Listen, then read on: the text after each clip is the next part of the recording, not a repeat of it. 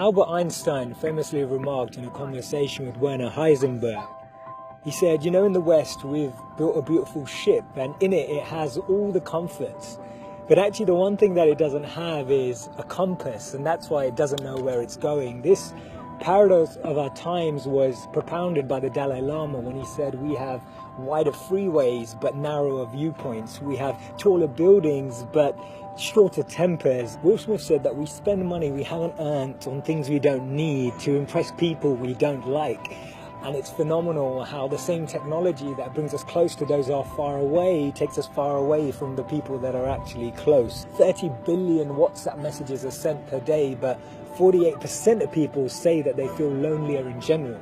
The paradox of our times is that we have more degrees but less sense, more knowledge but less judgment, more experts but less solutions. It was Martin Luther King who said that the irony of our times is that we have guided missiles but misguided men. Have you ever found it perplexing that we've been all the way to the moon and back, but we struggle to start a conversation across the road or across the train? And it's amazing that Bill Gates was known as the top earner in 2015 with a wealth of 79.2 billion, but 1 in 4 CEOs claim to be struggling from depression. Do we actually thrive off this paradox? Is it that this paradox actually makes the media interesting? It's what makes journalism interesting. It's what makes politics interesting. It's what makes television interesting. Is this paradox actually what we feed off and what we live off and what we talk about and discuss in our circles? Doesn't it seem that we've tried to clean the air but polluted our soul? We've split the atom but not our prejudice, and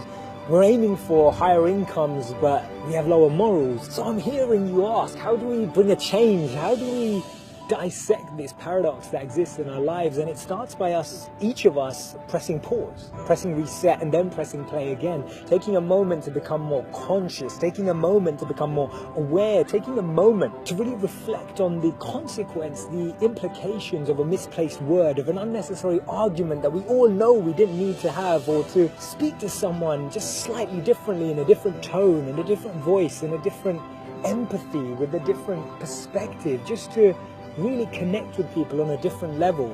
This thinking out loud started from Albert Einstein, and I'll track back to him when he actually said that the problems we have today can't be solved with the same thinking we used when we once created them. So actually we need to research alternative teachings. We need to dig into those ancient books of wisdom. We need to go back to understanding if there's anything written in those creased pages of time that can actually reveal more knowledge and more wisdom of how we can transform our experience of life today. Otherwise, this paradox means that every step forward we take, we're taking 3 backwards every time.